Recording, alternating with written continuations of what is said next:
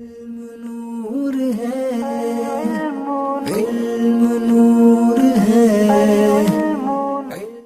بسم اللہ الرحمن الرحیم، الحمدللہ رب العالمین والصلاة والسلام علی سید المرسلین۔ آج ہم آپ کو ظرف مستقر اور ظرف لغو کی تعریف بتائیں گے، اور ظرف لغو کو ظرف لغو کہتے کیوں ہیں اس کی وجہ تسمیہ بتائیں گے، اور ظرف مستقر کی وجہ تسمیہ بتائیں گے۔ ظرف مستقر وہ ظرف ہے کہ جس کا متعلق محذوف ہو، آمزیں افعال عامہ میں سے ہو یا افعال خاصہ میں سے ہو۔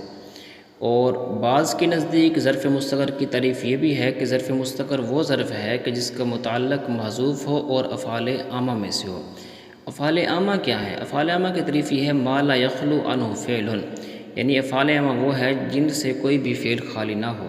افعال عامہ 8 ہیں، 4 مشہور ہیں اور 4 غیر مشہور ہیں۔ جو مشہور ہیں وہ تو آپ جانتے ہیں، کون، وجود، ثبوت اور حصول، اور غیر مشہور تلبس، لسوق، لسوق، لذوق۔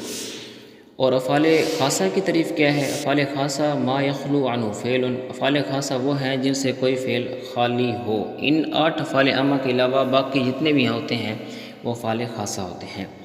ظرف مستقر کی تعریف کے بعد ظرف لغو کی تعریف کیا ہے؟ ظرف لغو وہ ظرف ہے جس کا متعلق مذکور ہو، آمزیں افعال عامہ میں سے ہو یا افعال خاصہ میں سے ہو، جبکہ بعض کی نزدیک ظرف لغو وہ ہے جس کا متعلق افعال خاصہ میں سے ہو، خواہ مذکور ہو یا محذوف ہو۔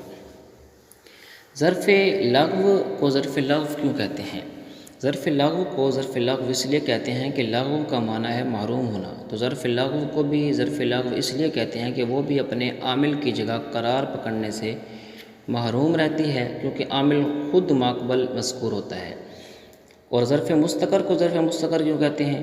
ظرف مستقر کو مستقر اس لیے کہتے ہیں کہ مستقر مشتق ہے استقرار سے، اور استقرار کا معنی ہے قرار پکڑنا، تو ظرف مستقر بھی اپنے عامل کی جگہ پر قرار پکڑ لیتی ہے، اس لیے اس کو ظرف مستقر کہتے ہیں۔ جیسے الحمد ثبت للہ، یہاں پر اصل میں الحمدللہ جو ہے وہ الحمد ثبت للہ تھا، تو ثبت عامل کو حذف کر دیا اور ظرف مستقر کو اس کی جگہ کھڑا کر دیا۔